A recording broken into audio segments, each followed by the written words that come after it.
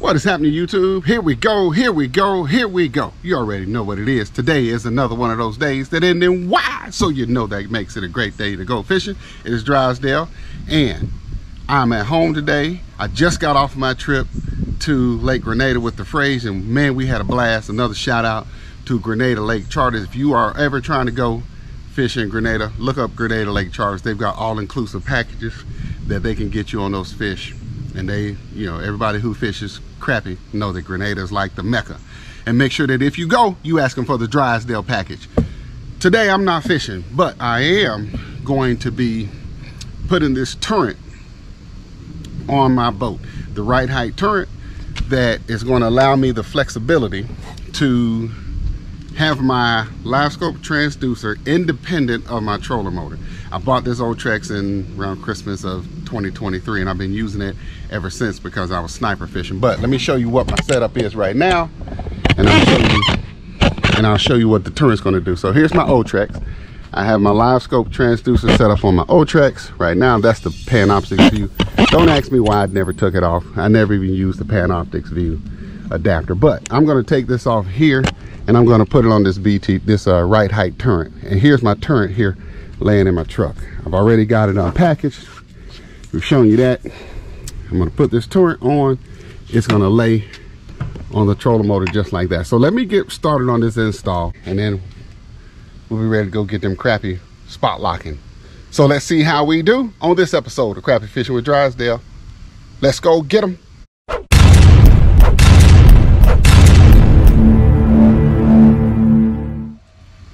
If I was smart, folks, what I would have done is I might have waited for a cooler day to do this, but it's hotter than fish grease out here. But I hope to go fishing tomorrow, and I want to go fishing ready to fish the way I want to fish. So stay hydrated.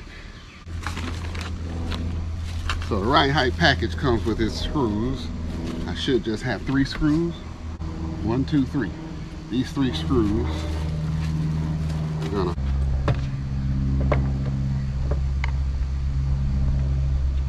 they use the same holes that the Humminbird 360. A real good job of lining this up so it doesn't take a whole lot more finagling or rigging stuff up. They've got them lined up perfectly. Now, those that have watched my channels for a while, and you see me do installation work, y'all know that I don't like to do my own installs. And part of the time, most of the time, that's because I don't have a bunch of tools. And I'm a firm believer in letting people do what they do, and you do what you do.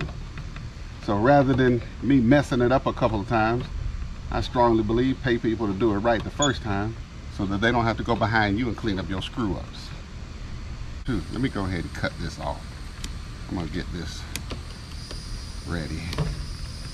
Probably should have done it first, but I'm doing it now. So it's not from the ability to do your own work. For me, it's a willingness. So again, I think a good percentage of getting work done right the first time is having the right tools. I just ain't got them, so I have to work a whole lot harder than somebody who does have them. And I'm taking this perspective mount off too.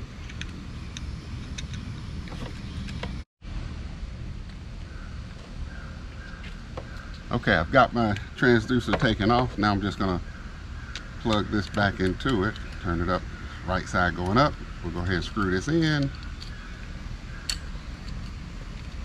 And then we just have to attach it to the turret. Now turret's going this way, so I'm gonna come in that way.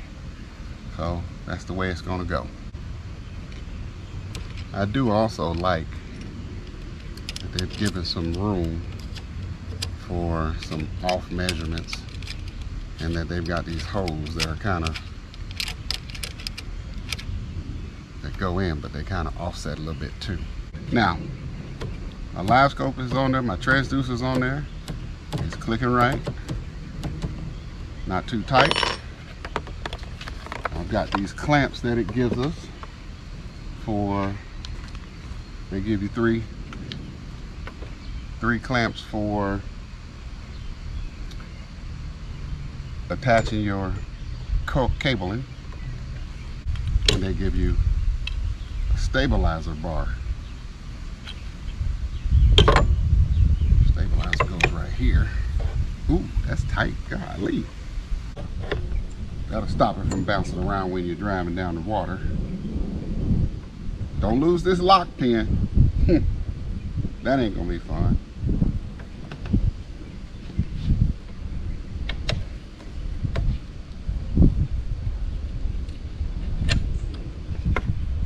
Stabilizer bar.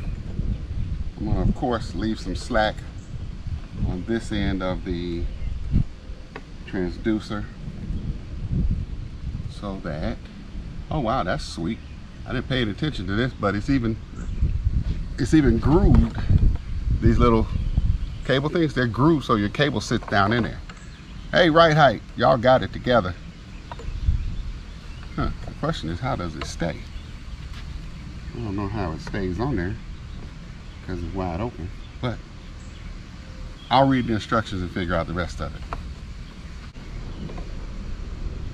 There's an old saying, if at first you don't succeed, try reading the instructions. Well, I read the instructions and this is what these are for. They don't lock on, so I'm not going to use these. I'm going with electrical tape. These just didn't work out for me unless I'm doing something wrong, so these I'm going to put in a package. Now we get ready to do the electrical. For the electrical, this is all we have. We just have to plug this end into the turret, and then we go to our power source with this. For installation, simply take this plug off of the turret. Now for me, I know enough about me to know that I'm going to lose this thing. I promise you, I'm going to lose it. And I'm going to lose it because the smart thing would be to put it away. And I'm going to put it away. I'm going to put it away in a place that I won't remember where I put it. So I'm going to lose it. It's just going to happen. Plug this in. Got little grooves on there. Plug it in, you turn it, and screw it, that locks it into place. Locked in, real easy. Real basic install that even Drysdale can do it. All right, folks, that completes the install. Let's take a look at how she runs. That's my foot stump. I'm just gonna push the button on the foot stump, and you can see that the transducer is turning right and left. I want to make sure I got enough slack so when it stops, oh snap, okay, it stops at a certain point. And then if I go back around the other way, and I think it stops all the way over there. Oh, I got the bracket on there, so that's going to be in the way right now. But it works. So that's going to wrap us up on this episode of Crappie Fishing with Drysdale, folks. As always, thank you for watching. I appreciate everybody who watches this channel. Everybody who hits that like button, and especially those people that leave those comments. I try my best to respond to all of my comments. My subscribers, you already know what it is. My long-term subscribers, thank you so much for your continued support of this channel. To my new subscribers, welcome to the Drysdale family. And if you just happen to be scrolling through YouTube and you came across this channel, or somebody recommended this channel to you, and you haven't already done so, go ahead and hit that button right there to subscribe to the channel, along with that bell right there, so that you get notified when I post new videos. Until the next time, folks, remember, the best days to go fishing are the ones that end in Y. Drysdale out. See you on the water.